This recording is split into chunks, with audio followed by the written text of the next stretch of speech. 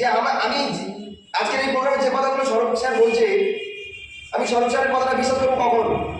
সৌরভ স্যারের অ্যাক্টিভিটিস দেখি, ইয়ে স্যার উনি বলছে এক, করছে আরেক, তাহলে কি হবে? আমি স্যারকে মাপছি, স্যার বলছে এক, করছে আরেক। আপনার টিমও আমার বর্তমানে আমাকে আপনার কি করে মাপে? একদম এদিক আর এদিক করে দেখে, কি বলছেটা কি আর করছেটা কি। তাই আপনি বলছেন এক আর করছেন আর এক ফিল্ডে গিয়ে, আপনার অ্যাক্টিভিটিস নেই, আপনি বলছেন আমি এটা করবো, পরের দিন আপনি প্রোগ্রামে নেই, হবে কি? তাই আমাদের কোনো শরীর খারাপ হয় না, কোনো শরীর খারাপ হলেও আমরা সেটাকে মনে করি না। এর একটাই কারণ, শুধু জানি যে আমি যেটা কমিটমেন্ট করছি সেটা আমি কিন্তু আমাকে রাখতে হবে, নাহলে আমার টিম আমার থেকে যে একবার মিথ্যে কিছু পেয়ে যায় তাহলে কিন্তু দ্বিতীয় দিন আর আমার সঙ্গে থাকবে না। তাই অনেকটা সতার সঙ্গে কমিটমেন্ট করতে হয়, অনেকটা সতার সঙ্গে বিজনেসটা করতে হয়।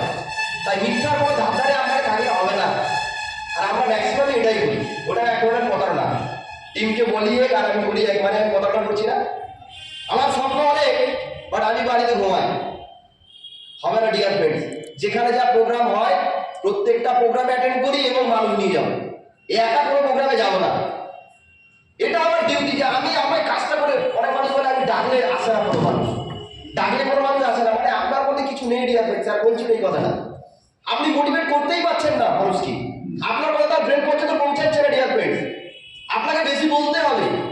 আমি একটা বুঝেছি যে যদি বোঝাতে না পারি তাহলে বোঝা বইতে হবে আমাকে ঘাটে করে, যদি বোঝাতে যদি না পারি